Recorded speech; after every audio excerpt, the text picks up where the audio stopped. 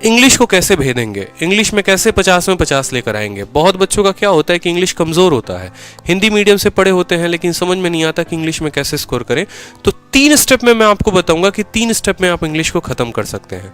ये 3 स्टेप अगर आप मान लेते हैं तो इंग्लिश की समस्या का समाधान है, ठीक है। इनको अवॉइड मत करना। पहला स्टेप हो गया आपको कि सिलेबस को कंप्लीट करना है। कहाँ से करोगे, तो each and every page of Plinth to Paramount, ये किताब ऐसी बनी है ना कि ये ब्रह्मास्त्र है इंग्लिश के लिए, ठीक है। इस किताब को पढ़ लिया तो इंग्लिश का पूरा सारा रोग खत्म, सारी किताबें खत्म।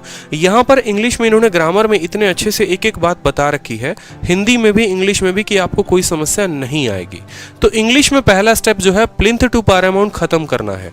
कैसे, उसके साथ सेकंड स्टेप को मर्ज करेंगे वो देखो। जैसे आपने यहाँ पर नाउन पढ़ा, नाउन आपने खुद से पढ़ा, अब नाउन पढ़ने के बाद उसके क्वेश्चन लगाओ उस किताब से, और दूसरा मिरर ऑफ कॉमन एरर की किताब से।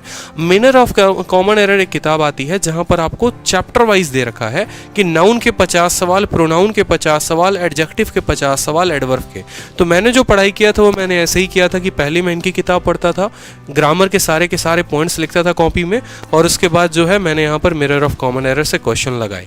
2 स्टेप में होगा क्या कि एक टाइम पर आपका इस किताब के थ्रू पूरा का पूरा कवर हो जाएगा ग्रामर, ठीक है। और इस किताब में आपको क्लोजेस्ट भी दे रखा है, पीक्यूआरएस भी दे रखा है, ईडियम्स भी दे रखे हैं, वोकैबुलरी कंप्लीट दे रखा है। तो जो एक बच्चा है जो बेसिक से तैयारी करना चाहता है वो यहाँ की पूरी वोकैब याद कर ले।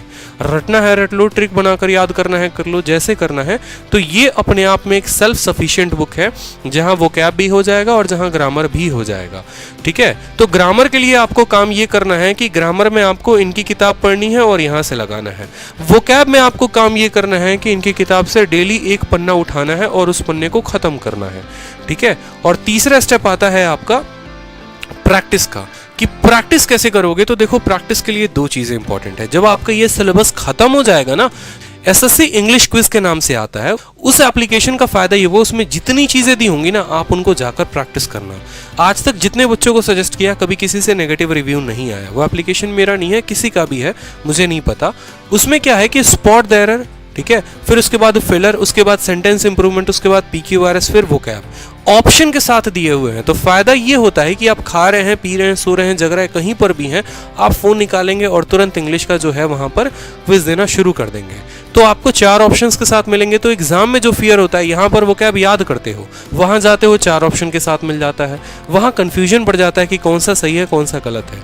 तो जो एप्लीकेशन है, उस एप्लीकेशन से अभी से क्विज की आर्डर डाल लोगे तो इंग्लिश में एक वक्त आएगा कि 45, 42.5, 45, 42.5 इतना स्कोर अच्छा बनना शुरू हो जाएगा अभी से ही, ठीक है। तो आप इस ऐप की मदद ले सकते हो। जिनको मोबाइल में ऐप चलाना नहीं आता वो किरण की किताब भी खत्म कर सकते हैं, ठीक है।